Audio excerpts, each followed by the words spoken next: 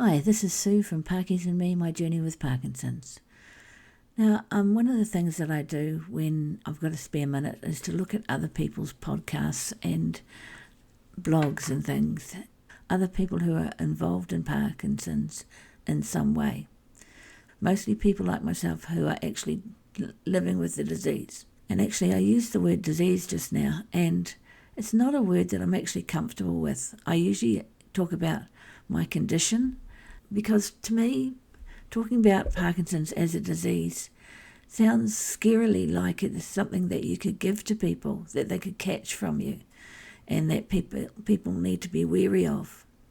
And especially with all of us experiencing COVID recently, that is a disease, and I think we're all hypervigilant about anything with that disease label right now. So anyway, I was looking at somebody's blog briefly this morning, and it said there are no experts in Parkinson's, and I beg to differ. So quite some time ago, I went to what was supposed to be a workshop at my local Parkinson's Association, and having been a social worker for many years, I've attended many workshops, and the thing that differentiates for me a workshop from a lecture is that in a workshop you are involved. You get into groups, sometimes you've got a big piece of paper and some pens, and you brainstorm things. You have a topic and you brainstorm things. So I went to this, inverted commas, workshop, expecting for it to be like that, an exchange of ideas on the topic, which of course was Parkinson's. But what I found was a lecturer who lectured us on what she felt it was important for us to know. And that didn't work for me. And I sat there for quite some time, and I put my hand up and I said, "Excuse me." And she said, "Yes, what can I do for you?" And I said, "When are we going to introduce ourselves?" And she goes, "Oh, we have to be out of here by 1:45. So we don't have much time, but we can do that quickly." And this person reacted as if it was a strange thing to want to introduce ourselves. And for me, I would have liked to have known who were the people with Parkinson's, who were the carers, and what stage they were at. And that was an important part of the process for me. And there was no exchange of ideas and no conversation, just this person standing up there with a whiteboard and a presentation, giving us the information that she felt we needed to have. I actually came home from there quite angry, and I walked in and I told my husband that I was angry. And he said, "Why, didn't it go well?" And I said, "No, it didn't go well at all. I didn't get anything out of it." And he said, "Why?" And I said, "Because this person stood up at the front of the room and gave us a lecture on what they thought we needed to know about Parkinson's." And I was appalled. And the reason I was appalled was in that room there wasn't one expert to give us their knowledge. There were a room full of experts who were not at any stage asked to impart their knowledge to the so-called expert. And that saddened me. And yes, I got quite angry over it, because I saw a missed opportunity there. I saw a room full of experts, not with any label of lecturer, social worker, counsellor, any kind of formal label, but it was a room with, I think, carers and people with Parkinson's. But because we didn't introduce each other, we didn't have that opportunity. And there was no opportunity for us to provide any kind of input. And I found that really difficult, because those of us with Parkinson's and those of us who are carers, we were the ones that should have been asked for our opinion. And I'm sorry, I've used that word "should" here. I don't like that word.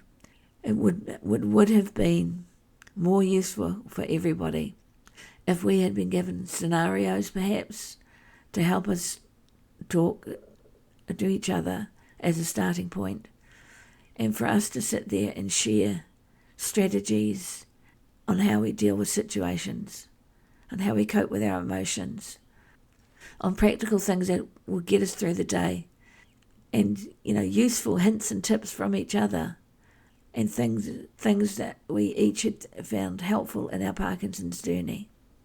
So, reading that blog where I saw that sentence, there are no experts in Parkinson's. Yes, there very much are. It's those of us who have the lived experience of living with Parkinson's, and those who have the lived experience of supporting. Nobody but us knows how it really feels to be on this journey.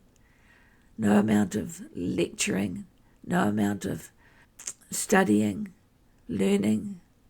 You could have years of experience as a neuroscientist, as a neurosurgeon. You can have all that and letters after your name and be well respected in your field. And to me, you are not an expert.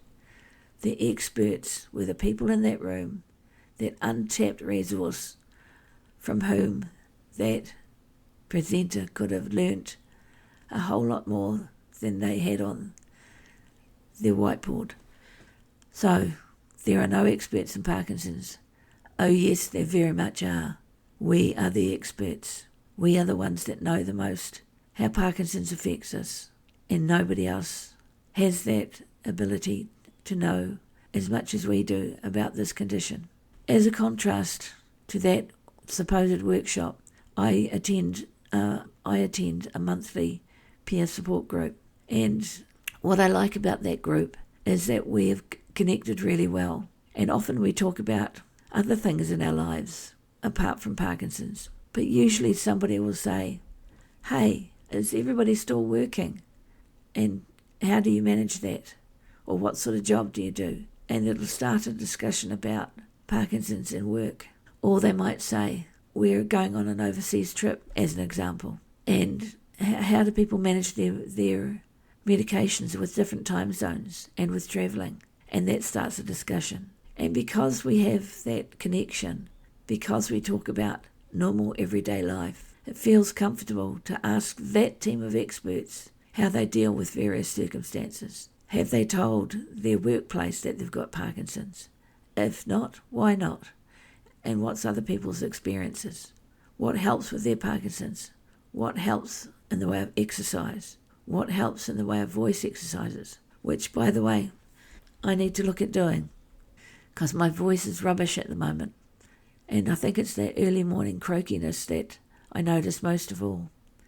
But what I'd like to say to any of you hearing this, if you have Parkinson's, if you're a carer, do not minimise the knowledge that you have when you're talking to so-called experts like doctors and therapists and anybody with the label of expert that you might have to deal with. Make sure that you give them your expertise, your insight into what works for you and what doesn't. Be your own best advocate and share your knowledge, because you are the expert in your Parkinson's. This has been Sue for Parkies and Me, my journey with Parkinson's, again with the croaky throat. Kia kaha, be strong, be brave, be you.